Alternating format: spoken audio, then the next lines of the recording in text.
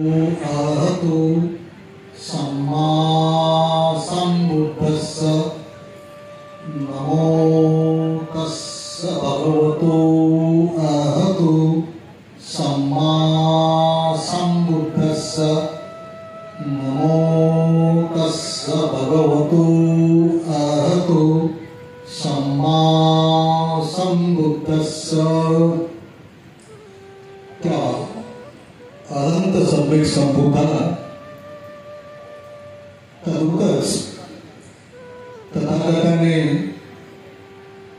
बहुजनाच्या हितासाठी बहुजनाच्या सुखासाठी येलोकीच मनुष्य सर्व दुःखातून मुक्त व्हावा म्हणून जो दुःखमुक्तीचा मार्ग दाखवला असा तो धम्म आणि त्याच धम्म विनयाचं पालन करून जे सर्व दुःखातून मुक्त झाले आणि तोच दुःखमुक्तीचा मार्ग संपूर्ण विश्वातील मनुष्याच्या मनपटलापर्यंत पोहोचण्यासाठी तथागताने या संघाची स्थापना केली असा तो पूजनीय भिक्षू संघ। Bodhisattva doctor Babasaheb Ambedkar international Buddhist festival आणि मेडिटेशन च्या कोनशिला समारंभाच्या निमित्तानं पूजनीय भिक्षू भिक्षुणी साबणेरी यांच्या अमृतुल्य वाणीतून धम्मदेशना श्रवण करण्यासाठी उपस्थित असलेले सर्व धम्म उपासक उपासिका बालक तथा बालिकांनी भगवान बुद्धांनी जो उपदेश दिला त्याला आपण धम्म म्हणतो। बुद्ध वचनाला आपण धम्म म्हणतो। मग हा धम्म काय आहे, तो कशासाठी आहे की आपण हे समजून घेण्याचा प्रयत्न केला। आपण प्रत्येक दिवशी किती शरण घेतो, बुद्धं शरणं गच्छामि, धम्मं शरणं गच्छामि, संघं शरणं गच्छामि आपण म्हणतो। आपण त्याला किती शरण म्हणतो, पण आपल्याला बुद्ध धम्म आणि संघ म्हणजे काय आहे ते नीट आपण समजून घ्यायला पाहिजे। तर सामान्य माणसाला बुद्ध धम्म संघ काय आहे असा जर प्रश्न विचारला त्याचं उत्तर देतात ते आमचं पूजास्थान आहे, ते आमचं दैवत आहे, अशा प्रकारचे उत्तर देतात। म्हणून आपण बुद्ध धम्म संघ काय आहे त्याला नीट आपण समजून घेण्याचा प्रयत्न केला पाहिजे। आपण बुद्धांना शरण गच्छामि म्हणतो, त्याचा शाब्दिक अर्थ होतो मी बुद्धाला शरण जातो। पुढे जाऊन आपण अर्थ पाहिला तर मी बुद्धाचं अनुसरण करतो आणि त्याचा अर्थ होतो। मग मी बुद्धाला शरण जातो, धम्माला शरण जातो, संघाला शरण जातो, तर बुद्ध धम्म आणि संघ म्हणजे काय याचा नीट अर्थ आपल्याला समजला पाहिजे। आणि त्याचा अर्थच आपल्याला समजला नाही तर मग आपल्याला हे काय समजेल की मी कोणाचं अनुसरण करतो, मी कोणाला शरण जातो, मी कोणावर श्रद्धा घेतो, मी कोणाची पूजा करतो, मी कोणाचा आधार घेतो, हे आपल्याला समजणार नाही। आता सर्वसामान्य माणसाला वर्तमान काळातील बुद्ध म्हणजे काय वाटते की त्याची भगवान बुद्धाची मूर्ती आहे, त्या मूर्तीला आपण बुद्ध समजतो। मग त्या मूर्तीची पूजा करतो, पुष्प धूप दीपाने त्यांना आपण पंचांग प्रणाम करतो। पण असे अनेक उदाहरण आहेत। आपण म्हणतो की बुद्धाला शरण गेल्यानंतर मनुष्याला सुख शांती समाधान लाभते। पुष्कळ असे माणसं आहेत रात्रंदिवस बुद्धाच्या मूर्तीची पूजा करतात। पुष्कळ असे तरुण मुलं आहेत त्यांच्या दंडावर छात्यावर बुद्धाच्या प्रतिमा कोरलेल्या आहेत, पण ते बेचैन आहे, अस्थिर आहे, त्यांना सुख नाही, समाधान शांती नाही, कारण त्यांना बुद्ध समजलं नाही। धम्म म्हणजे काय समजणार नाही, संघ म्हणजे काय समजणार. जर त्यांना बुद्ध धम्म आणि संघ म्हणजे काय हे जर समजणार असं तर मग ते पुन्हा ह्याच्यात जातील, पुन्हा ते ध्यान म्हणून चिंतन करतील, पुन्हा अनुसरण करतील. आणि म्हणून पहिल्या प्रथम प्रत्येक माणसाचं कर्तव्य आहे की आपलं शरणस्थान काय, आपलं श्रद्धास्थान काय, आपलं पूजा स्थान काय हे आपण प्रत्येकाने समजून घेतलं पाहिजे. आपण प्रत्येक दिवसाच्या दैनंदिन जीवनात जी वंदना घेतो त्या वंदनेमध्ये आपण म्हणतो नाही नक्की में शरणम आर्यम बुद्धो में धम्मो में संघो में शरणम वरम एकेन सत्यवदेन ओ तुम्हे जय मंगल. मला बुद्ध धम्म आणि संघ या तीन शरणस्थानाशिवाय अन्य कोणत्याही प्रकारचं शरणस्थान नाही. हे माझे सर्वश्रेष्ठ तीन शरणस्थान आहे. या सत्यवचनाने माझं कल्याण हो असं आपण दैनंदिन जे काही वंदना घेतो, श्रीग्रहण करतो, तीर्थवंदना म्हणतो, पूजापाठ करतो त्याच्यामध्ये आपण म्हणतो. आपण जे बुद्ध धम्म आणि संघ या तीन रत्नाच्या गुणाचं स्मरण करतो. आता या तीन गुणाच्या या तीन रत्नाचे गुण ज्याच्यामध्ये आहे त्याला आपण त्रिरत्नवंदना म्हणतो. त्रिरत्नवंदना बुद्धाचं शरणं गच्छामि, धम्मं शरणं गच्छामि, संघं शरणं गच्छामि त्याला आपण त्रिशरण म्हणतो. की या संसारात अनेक शरणस्थान आहे पण बुद्ध धम्म संघ या शरणस्थानासारखं कोणत्याही प्रकारचं शरणस्थान नाही.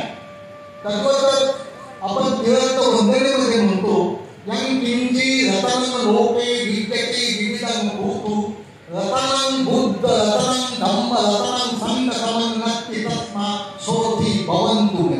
या संसारात असंख्य असे रत्न आहे पण भगवान बुद्ध धम्म आणि संघ या तीन रत्नाच्या तोडामोडाचं एकही रत्न नाही.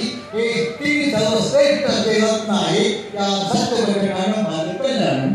आता प्रत्येक दिवशी आपण जी वंदना घेतो त्या वंदनेमध्ये आपण म्हणतो. मग हे आपण जाणून घ्यायला पाहिजे की बुद्ध धम्म आणि संघ हे सर्वश्रेष्ठ माणसाचे शरणस्थान आहे की यांना शरण गेल्यानंतर माणूस दुःखातून, शोकातून, भयातून मुक्त होतो. मग बुद्ध धम्म आणि संघ हे काय आहे हे आपण समजून घ्यायला पाहिजे. त्याच्यानंतर लगेच आपण तीर्थवंदनेमध्ये म्हणतो या संसारामध्ये असंख्य असे रत्न आहे पण बुद्ध धम्म संघ या तीन रत्नाच्या तोडामोडाचं एकही रत्न नाही. या सत्यवचनाने माझं कल्याण हो. म्हणजे बुद्ध धम्म संघ यांना आपण शरणस्थान मानलं, यांना आपण श्रद्धास्थान मानलं, बुद्ध धम्म संघ यांना तीन रत्न मानलं. मग आपण समजून घ्यायला पाहिजे की बुद्ध धम्म संघ हे शरणस्थान म्हणजे काय, बुद्ध धम्म संघ हे रत्न म्हणजे काय हे आपण नीट समजून घेण्याचा प्रयत्न केला पाहिजे. आणि ते समजून घेण्यासाठी आपल्यामध्ये पहिल्या प्रथम काय पाहिजे की पहिल्या प्रथम आपल्यामध्ये बुद्ध धम्म संघ याच्या प्रती आपल्यामध्ये श्रद्धा असायला पाहिजे. श्रद्धा श्रद्धा आता तुम्ही मला आमच्यामध्ये श्रद्धा आहे. श्रद्धेने आम्ही भगवान बुद्धाकडे पुष्प वाहतो, अगरबत्ती लावतो, मोमबत्ती लावतो, पंचांग प्रणाम करतो, आहे की नाही. पण ही श्रद्धा ही काही केवळ भावना नाही. श्रद्धा हे बळ आहे. बळ मग म्हणजे ताकद. सिद्धार्थ गौतम बोधिसत्व असताना पिंपळाच्या वृक्षाखाली ध्यान करत असत. ध्यान मन चिंतन कशासाठी. या संसारामध्ये दुःख काय, त्या दुःखाचे कारण काय, त्या दुःखाचा विरोध काय आणि त्या दुःखातून मुक्त होण्याचा मार्ग कोणता आहे हे शोधण्यासाठी ते ध्यान मन चिंतन करतो. आणि त्यावेळेला अनेक प्रकारचे विकार ज्याला दुष्ट बाळाचं सैन्य म्हणतात ते त्याच्यावर आक्रमण करत होतं. त्यांना आपल्या ध्येयापासून विचलित करण्याचा प्रयत्न करतो. जर तुम्ही ध्यानाला बसता तर अनेक विचार तुमच्या मनामध्ये येतात. ते नसलेले विचार मनामध्ये येतात आणि तुमच्या मनाला ते विचलित करतात, अस्थिर करतात. त्याप्रमाणे बोधिसत्व सिद्धार्थ गौतम त्या पिंपळाच्या वृक्षाखाली ध्यान करत असताना अनेक प्रकारचं दुष्ट माराचं सैन्य अनेक रूपामध्ये त्यांना विचलित करण्याचा प्रयत्न करतो. तेव्हा सिद्धार्थ गौतम बुद्ध झाले नव्हते, बोधिसत्व होते. तेव्हा ते काय म्हणत होते, त्या दुष्ट माराच्या सैन्याला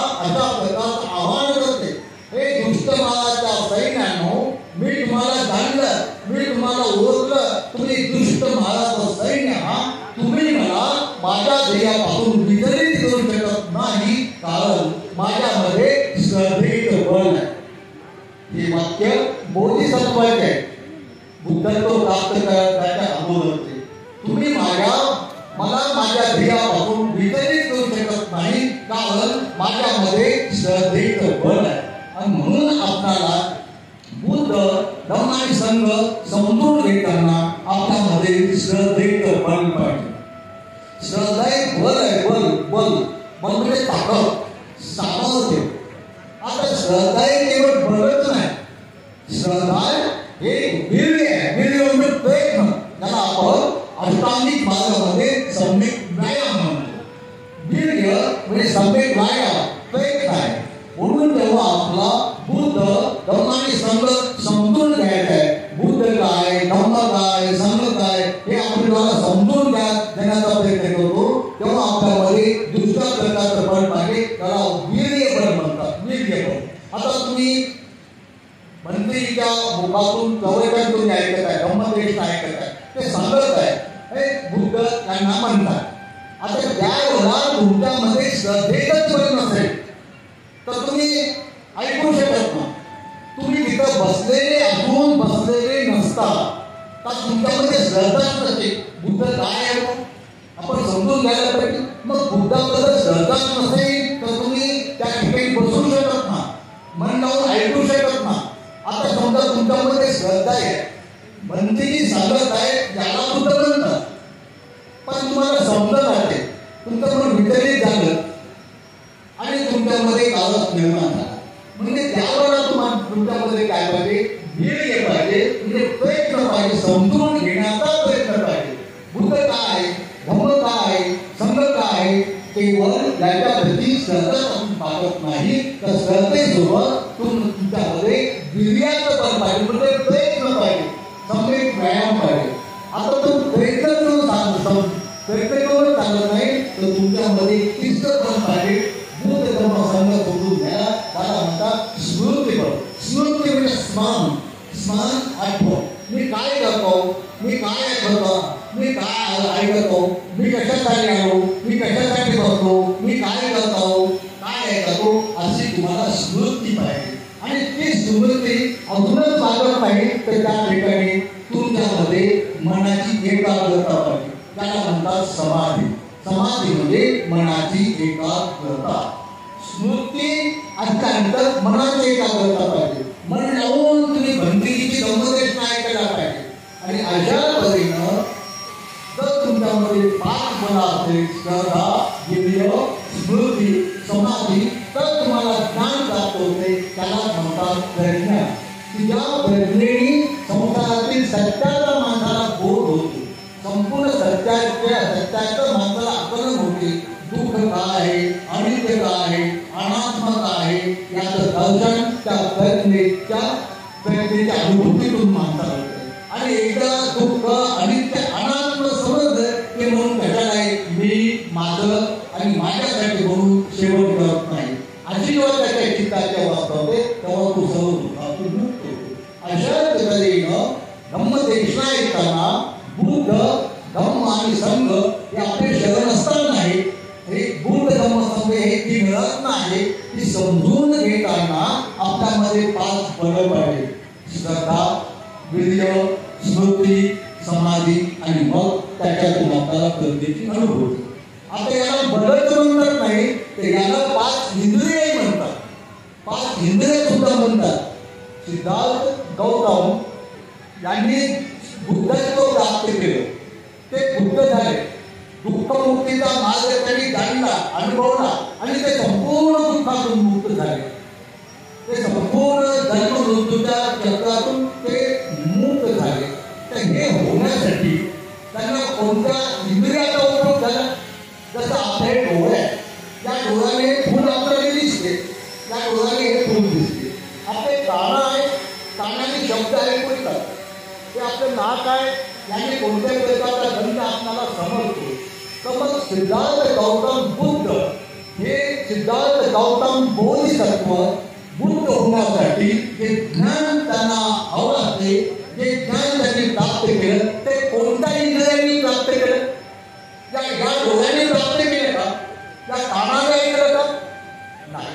त्या सिद्धार्थ गौतमला ध्यान करत होते, डोळे लावून बसले होते. तुम्ही कुठं ध्यान करता झाड मुद्रा असलेली एखादी बुद्धाची मूर्ती तुम्ही पाहिलं तर त्याच्यावर तुम्हाला दिसते बुद्ध हे ध्यान करतायत, डोळे लावून संपूर्ण त्यांच्या इंद्रियांवर त्यांनी ताबा ठेवलेला आहे. कोणत्याही प्रकारची हालचाल नाही. जेव्हा हे मेडिटेशन सेंटर पूर्ण होईल तेव्हा तुम्ही ध्यान करण्यासाठी बसले गेला तेव्हा तुम्हाला समजते की ध्यान करताना डोळे लावावे लागतात, हात हलवायचे नसतात, कोणत्या प्रकारचं इंद्रिय विचलित करता येत नाही. मग हे जे षडायतन आहेत, डोळे आहे, नाक आहे, जीभ आहे, कान आहे, शरीर आहे, मन आहे, हे या संपूर्ण या षडायतनाचं दमन केल्यानंतर मग कोणत्या इंद्रियांनी आपल्याला बुद्ध धम्म संघ समजतो, कोणत्या इंद्रियांनी बुद्ध धम्म संघात तीन रत्नाचं दर्शन होते, कोणत्या इंद्रियांनी दुःख अनित्य अनात्म जाणून घेण्याचे, तर त्याच्यासाठी या इंद्रियापेक्षा 5 इंद्रिय आहेत. पहिले इंद्रिय आहे श्रद्धा. श्रद्धा हे एक इंद्रिय आहे. जसं श्रद्धा एक बल आहे तसं श्रद्धा एक इंद्रिय आहे. आता समजा तुम्ही या ठिकाणी धम्मदेशना ऐकण्यासाठी बसले, या ठिकाणी धम्मदेशना ऐकण्यासाठी बसले आणि तुम्ही बाहेर या, हे म्हणजे भौतिकदृष्ट्या हे कान तुमचे बंद झालेले आहे. तुम्हाला काय ऐकू येईल का? ऐकू नाही. तुम्ही बसले, तुमचे डोळे आंधळे झाले, मग हे भंगी तुम्हाला दिसतील का? दिसणार नाही. तसं हे भौतिक रूप, शब्द, रस, गंध, स्पर्श हे जाणून घेण्यासाठी हे डोळे, नाक, जीभ, कान आणि काया या इंद्रियाची आवश्यकता भासते. सर्वत्र दुःखातून मुक्त होण्याचा, दुःखमुक्तीचा मार्ग जाणून घेण्यासाठी बुद्ध धम्म संघ या तीन रत्नाचं, तीन शरणाचं दर्शन होण्यासाठी, त्याची अनुभूती होण्यासाठी आपल्याला या इंद्रियापेक्षा वेगवेगळे 5 इंद्रिय पाहिजे. म्हणजे कोणतं? श्रद्धा इंद्रिय. आता तुम्ही बसले पण तुम्हाला बुद्धाबद्दल श्रद्धाच नाही, बुद्धाबद्दल तुम्हाला श्रद्धा नाही. तुम्ही मन लावून ऐकाय का? मन लावून तुम्ही बसाल का? बसले तर विचलित होता. समजा एक सर्व उपासक उपासिका बसतात. आता आम्ही एक धम्मदेशना देतो पण तुमच्यामध्ये श्रद्धा इंद्रियच नाही. श्रद्धा इंद्रियच नाही की ज्या श्रद्धा इंद्रियांनी बुद्ध धम्म संघ या 3 शरण स्थानाचं, या 3 रत्नाचं माणसाला दर्शन होते, त्याची अनुभूती होते, त्यांचं आपल्याला ज्ञान होते. आणि तुमच्यामध्ये श्रद्धेचं इंद्रियच नसेल तर तुम्हाला ते काही समजेल का? समजा डोळेच नाही, डोळे आंधळे झाले, आम्ही बसले तुम्हाला दिसतं. आणि म्हणून धम्मदेशना ऐकताना बुद्ध धम्म संघ या 3 शरण स्थानाला, 3 रत्नाला संपूर्ण देताना आपले श्रद्धा इंद्रिय जागृत पाहिजे. आता ते श्रद्धा इंद्रिय तुमच्यात नसेल तर तुम्ही बसून तिथे काय फायदा होणार? काही बसून तुमचा फायदा ते होणार. श्रद्धा इंद्रिय अजून भागत नाही, त्याच्यासोबत वीर्य हे इंद्रिय आहे. वीर्य म्हणजे प्रयत्न आहे. एकदा ऐकून जर तुम्हाला समजायचं त्याचा प्रयत्न करता, पुन्हा बनलेले जातात, त्याचा प्रयत्न करता, त्याला वीर्य इंद्रिय म्हणतात. वीर्य इंद्रिय अजून भागत नाही, त्याचा स्मृती पाहिजे, स्मरण पाहिजे. मी काय करतो, मी कशासाठी बसलो हे स्मृती पाहिजे. स्मृती इंद्रिय अजून भागत नाही, त्याचा समाधी इंद्रिय पाहिजे. त्या ठिकाणी मनाची एकाग्रता झाली पाहिजे आणि तेव्हाच कुठं आपल्याला प्रज्ञा इंद्रिय उत्पन्न होते. आणि ते प्रज्ञा इंद्रिय उत्पन्न झाल्यानंतर मग दुःख, अनित्य, अनात्म काय त्याची अनुभूती होते. आपण ज्यांनी म्हणलो ते 5 उपादान संघ कसे आहेत, ते सुखमय आहेत का दुःखमय आहे, अनित्य आहे का अनात्म आहे, नित्य आहे की शाश्वत आहे, त्याची अनुभूती त्या प्रज्ञेच्या प्रकाशातून आपल्याला ती दिसते, त्याची अनुभूती होते. आणि ती अनुभूती झाल्यानंतर आपल्याला समजते की ज्याला मी म्हणतो ते 5 उपादान संघ अनित्य आहे. जे अनित्य आहे ते नष्ट होतात, जे नष्ट होतात त्याच्या पण दुःख होते, ज्याच्या पण दुःख होते ते दुःख म्हणजे मी नाही, माझा आत्मा नाही किंवा माझ्यासाठी नाही. अशा प्रकारची अनुभूती झाल्यानंतर आपण स्वतःला ते मी आहो, ते माझा आहो, ते माझ्यासाठी आहे असं म्हणून आपण सेवन करत नाही. अशी जेव्हा माणसाची मनाची अवस्था होते तर तो मनुष्य सर्व दुःखातून मुक्त होतो. आणि यासाठी पहिल्या प्रथम आपण बुद्ध धम्म आणि संघ आहे हे आपण समजून ईश्वर नाही, बुद्ध परमात्मा नाही, बुद्ध दैवी दिव्य अशी शक्तीही नाही, पण बुद्ध काय? आता आपण सिद्धार्थ गौतमांनी बुद्धत्व प्राप्त केल्यानंतर अशा प्रकारचा सिंहनाद केला होता की मी आता बुद्ध झालो, मला दुःखाने दुःखमुक्तीचा मार्ग समजला, हे जीवनरूपी घर बनवणारा कृष्णे मी तुला जाणलं, हे जीवनरूपी घर बनवणारा कृष्णे तू हे जीवनरूपी घर कशापासून बनवते हे मी जाणलं आणि ते सर्व मी मोडून टाकलं, नष्ट केलं. आता तू मला पुन्हा माझं जीवनरूपी घर बनवू शकत नाही, हा माझा अंतिम जन्म आहे, त्यानंतर माझ्या 5 स्कंदाला पुन्हा जन्म नाही. अशा तऱ्हेनं बोधिसत्वाला बुद्धत्व प्राप्त झाल्यानंतर अशा प्रकारचा सिंहनाद केला होता की माझ्या 5 स्कंदाला आता पुन्हा जन्म नाही, मी जन्म मृत्यूच्या चक्रातून मुक्त झालो, मी अनंत झालो. आता हे बुद्धाचं वचन आपण समजून घेतलं आणि त्याचा विचार आपण केला, त्यामुळे हे समजते की वर्तमान काळामध्ये बुद्ध नाही. त्यांनी त्याच्या प्रकारचा सिंहनाद केला होता, हा माझा अंतिम जन्म आहे, मी आता अनंत पदाला पोहोचतो, माझ्या 5 स्कंदाला पुन्हा जन्म नाही, अशा प्रकारचं त्यांनी सिंहनाद केलं होतं.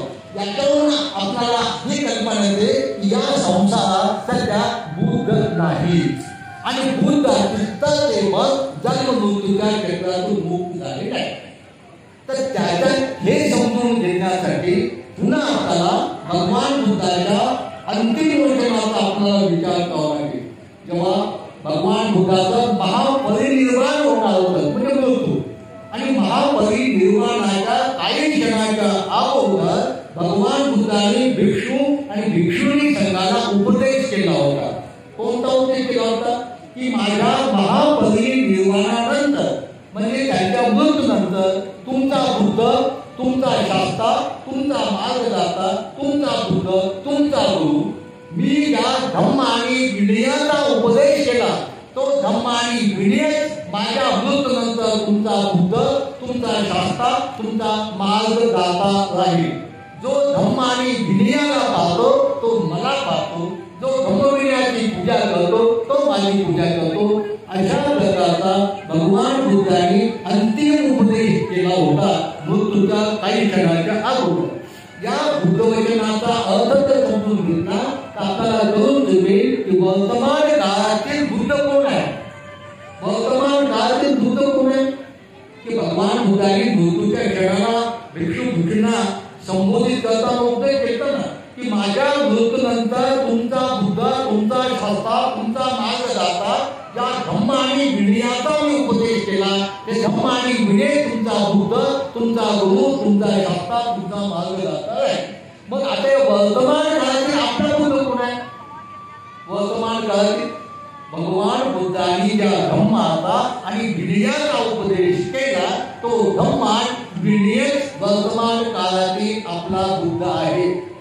की ज्या धम्म आणि विनयाला मनुष्य शरण केला असता, त्याचं अनुसरण केलं असता, त्याचं आचरण केलं असता, त्याची अनुभूती झाली असता, तो मनुष्य दुःखातून मुक्त होतो, जन्म मृत्यूच्या चक्रातून मुक्त होतो, तो सुखाने जीवन जगू लागतो. म्हणून भगवंत एका ठिकाणी म्हणतात धम्मं चरे सुचरितं नतं सुचरितं चरे धम्मचारी सुखं सेती अस्मिन् लोके परं निज. जो मनुष्य चांगल्या तऱ्हेनं धम्माचं आचरण करतो तो मनुष्य इहलोकी सुखाने राहतो.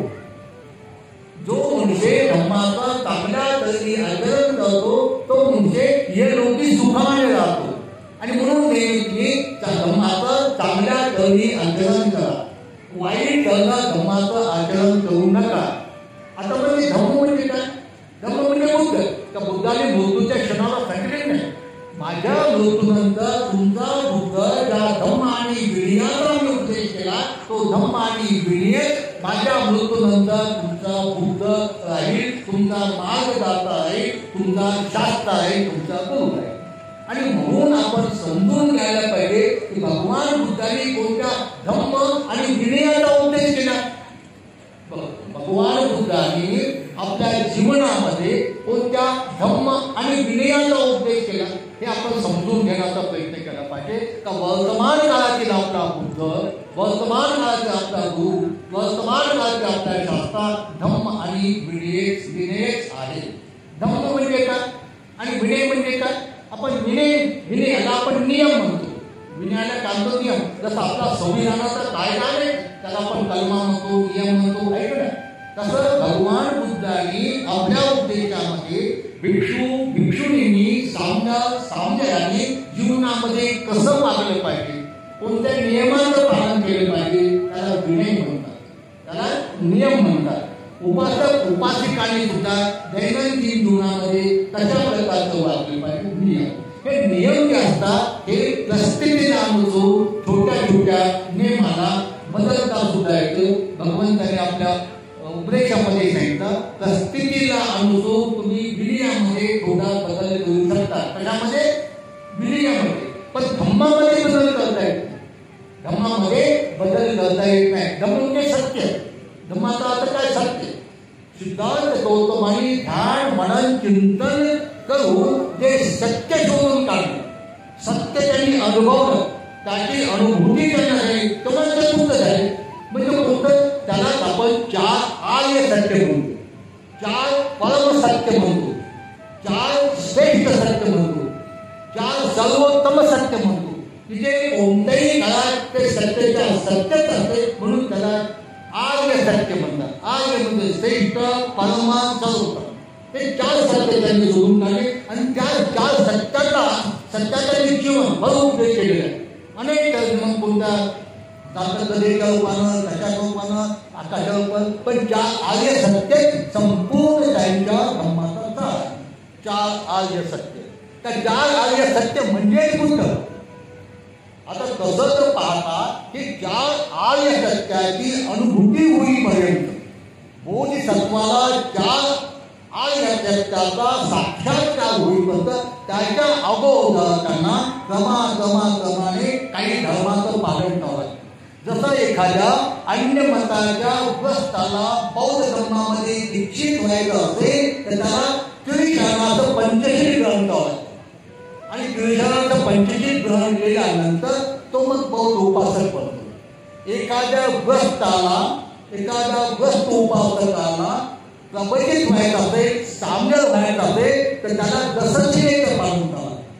ज्या सापडेला भिक्षू व्हायचं असेल तर त्याला 227 विनयाचं ज्याला मोक्षशील म्हणतात त्याचं पालन करावं लागते.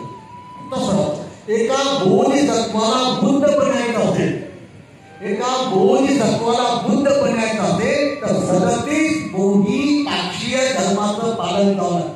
किती धर्माचं? 37 बोधिपाक्षीय धर्म. जसं एखाद्या ग्रस्ताला आता आपण पहिले गेलो होतो नाही 56च्या अगोदर, मग आपल्याला बौद्ध उपासक बनायचे होते. मग आपल्याला त्रिशरणाचं पंचशील घेतलं, 22 नाही घेतलं, तेव्हा आपल्याला बौद्ध उपासक किंवा उपासक आपण संबोधित करतात. तसं एखाद्या उपासकाला साम्य बनायचं आहे तर त्या साम्याला दशशिले ग्रहण करावं लागतं. दशशिले ग्रहण करून त्याचं आचरण केलं त्याला साम्य म्हणतात.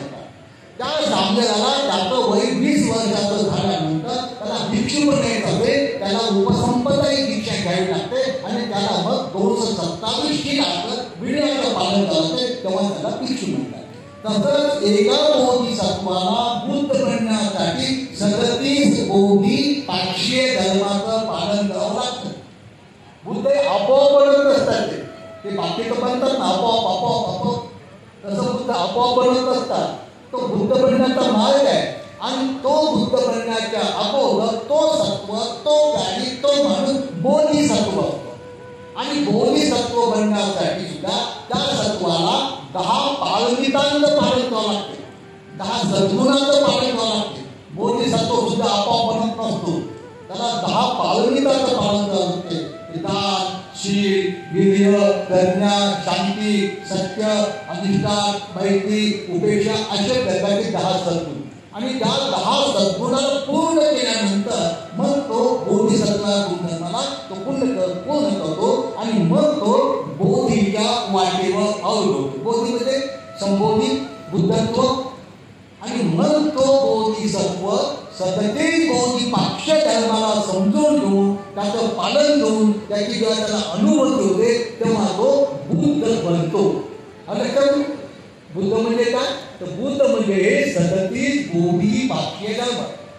सदतीस बोधी पाक्ष्य धर्माला बुद्ध म्हणतात. मग या सदतीस बोधी पाक्ष्य धर्माचा साल काय? शेवटचा साल काय म्हणतात? जसं आपण दूध असतो, दूध तापवलं त्याची साई होते, मग ती साईला दही होते, म्हणजे उतरल्यानंतर ताकात लोणी होते, लोणी आपण तापवलं तर तूप होते. तुपाच्या नंतर काय काय तसं बोधिसत्व क्रमाने या सदतीस बोधी पाक्ष्य धर्माचं पालन करतो आणि शेवटी काय त्याला म्हणतात अष्टांगिक पालन. पहिल्यांदा 4 स्मृती असतात, त्याच्यात 4 संवेग प्रदान, त्याच्यात 4 उद्दीपक, 5 बल, 5 इंद्रिय, 7 बोधांग. एवढ्या या बोधी पाक्ष्य धर्माचं पालन केल्यानंतर शेवटी मग आर्य अष्टांगिक मार्ग येतो आणि आर्य अष्टांगिक मार्गाची अनुभूती झाली की तो मग बुद्ध बनतो. म्हणजे आर्य अष्टांगिक मार्गाला बुद्ध बनतात. आलं तुमच्या भगवंतांनी काय सांगितलं? माझ्या नंतर तुमचा बुद्ध ज्या धम्म आणि विनयाचा मी उपदेश केला तो तुमचा बुद्ध आहे, तो तुमचा शास्त्र आहे, तो तुमचा मार्गशास्त्र आहे. ते सदतीस बोधी पाक्ष्य धर्म म्हणजे बुद्ध आणि या सदतीस बोधी पाक्ष्य धर्माचा काळ म्हणजे अष्टांगिक मार्ग. त्याला आपण ज्या आर्य सत्य म्हणतो त्याला आपण अष्टांगिक मार्ग म्हणतो. आता अष्टांगिक मार्ग म्हणजे काय? अष्टांगिक त्याला त्याच्या 8 अंग आहेत म्हणतात अष्टांगिक मार्ग म्हणतात. पहिला अंग आहे सम्यक दृष्टी. पहिला अंग कोणतं? सम्यक दृष्टी. आता सम्यक दृष्टी म्हणजे काय? आपण दृष्टी म्हणतो, ज्याला आपण दृष्टी म्हणतो नाही, ही दृष्टी त्या दृष्टीने आपण पाहतो ना, आहे का नाही? तर या सम्यक दृष्टीनं काय जगायचं असते? सम्यक दृष्टीनं हे जगायचं असते की दुःख काय आहे, दुःखाचे कारण कोणते, दुःखाचा विरोध कोणता, दुःखातून मुक्त होण्याचा मार्ग कोणता, कुशल कर्म कोणते, कुशल कर्म कोणते, कुशल कर्माची गती काय, अकुशल कर्म कोणते, अकुशल कर्म केल्यानंतर कोणती गती प्राप्त होते, हे त्या सम्यक दृष्टीतून जाण्याचं असतं. सम्यक दृष्टीतून काय जाणार असते? दुःख काय आहे, दुःखाचे कारण कोणते, दुःखाचा विरोध कोणता, दुःखातून मुक्त होण्याचा मार्ग कोणता, कुशल कर्म कोणते, अकुशल कर्म कोणते, कुशल कर्माची फळ काय, अकुशल कर्माची फळ काय, कुशल कर्माने कोणती गती प्राप्त होते, अकुशल कर्माने कोणती गती प्राप्त होते, हे समजून घेणं, याचं ज्ञान होणं त्याला सम्यक दृष्टी म्हणतात. आता समजा आपल्याला समजलं सम्यक दृष्टीतून की प्राण्याची हिंसा करणं हे काही अकुशल कर्म आहे.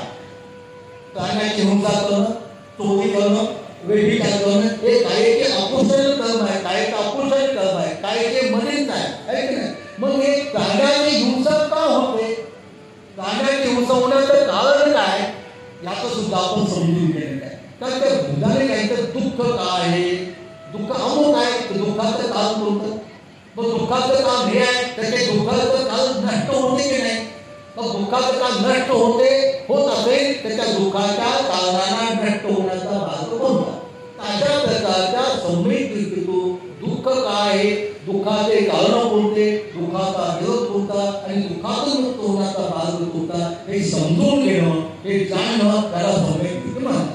आता समजा आपल्याला दुःख काय समजलं, भगवान बुद्ध एक ठिकाणी म्हणतात की जन्म हे दुःख आहे, जन्म हे दुःख आहे, म्हातारपण दुःख आहे, रोग दुःख आहे, मृत्यू दुःख आहे, प्रिय वस्तूचा वियोग दुःख आहे, अप्रिय वस्तूची प्राप्ती दुःख आहे, इच्छिलेल्या वस्तू न मिळणं म्हणजे दुःख आहे. आणि दुःखामध्ये ज्याला आपण मी म्हणतो, ज्याने सत्व बनते ते 5 उपादान संघ दुःख आहे.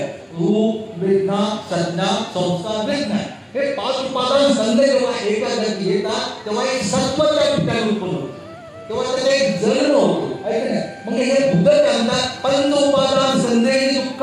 ज्या काळाला पण मी म्हणतो, मी माझं म्हणतो नाही, तर बुद्धाने सांगितलं अंतिम दुःख काय, पंच उपादान संदेही दुःख, की आपण ज्या 5 उपादान संघाने बनलेलं हे दुःख आहे.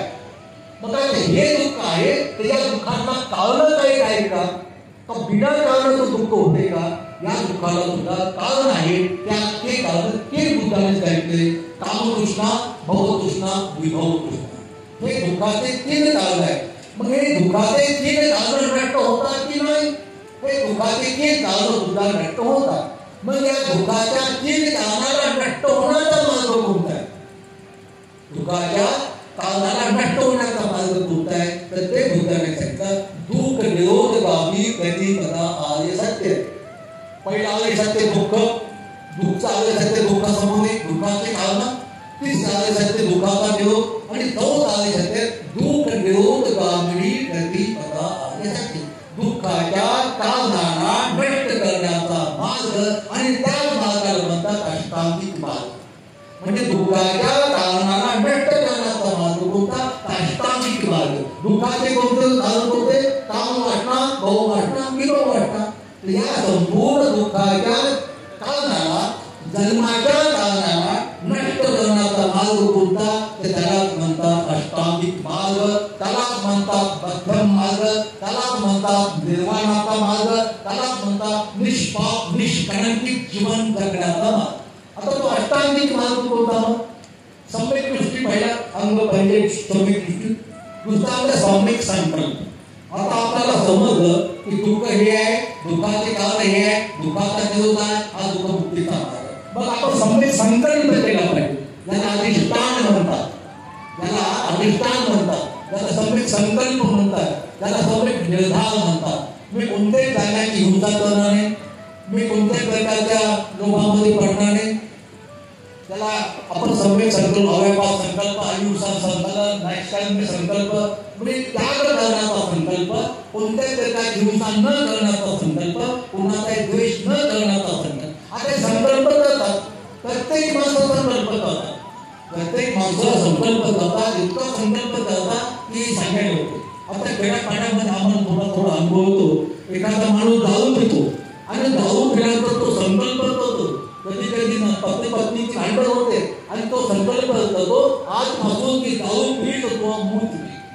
संकल्प खेड्यामध्ये करतात, उद्या पण पुन्हा अशा तऱ्हेनं आज या अष्टांगिक मार्गाची परिणाम त्याला आपण सम्यक दृष्टी म्हणतो, सम्यक दृष्टी म्हणतो. दुःख काय, दुःखाचे कारण काय होते, दुःखाचा निरोध कोणता, दुःखमुक्तीचा मार्ग कोणता हे जाणून घेण्यासाठी आपण दुष्टांगाचा पालन केलं पाहिजे. त्याला सम्यक संकल्प म्हणतात. आपण निर्धार केला पाहिजे, अधिष्ठान केलं पाहिजे. जसं सिद्धार्थ गौतमांनी त्या पिंपळाच्या वृक्षाखाली बसल्यानंतर अधिष्ठान केलं होतं की जोपर्यंत मला दुःखमुक्तीचा मार्ग समजत नाही तोपर्यंत मी असणार नाही. काही माझं रक्त सुकून गेलं तर चालेल, मास सडून गेलं तर चालेल, हडकं शिल्लक राहिली तर चालेल. आणि अशा प्रकारचा त्यांनी तो संकल्प केला होता. बोधिसत्व डॉक्टर बाबासाहेबांनी सुद्धा अशा प्रकारचा एक संकल्प केला होता. ज्याच्यामध्ये माझा जन्म झाला तो नाविलाज आहे, पण त्याच्यामध्ये ही मृत्यू पावणार नाही. त्याच्यामुळे बाबासाहेबांचा संकल्प. मग तो संकल्प केल्यानंतर तो संकल्प कितीसाठी केला? 35 ला केला आणि तो संकल्प बाबासाहेबांनी 56 ला पूर्ण केला. आपण सम्यक संकल्प म्हणतो. आता सम्यक संकल्प जाऊन चालत नाही. मी कोणत्याच प्राण्याची हिंसा करणार नाही, कोणाचा द्वेष करणार नाही, कोणत्या लोभामध्ये पडणार नाही, असा संकल्पच करून चालत नाही. तर तो संकल्प पूर्ण करण्यासाठी बाकीच्या 6 अंगाचं पालन करावं लागते. 30 अंग म्हणजे सम्यक वाचन.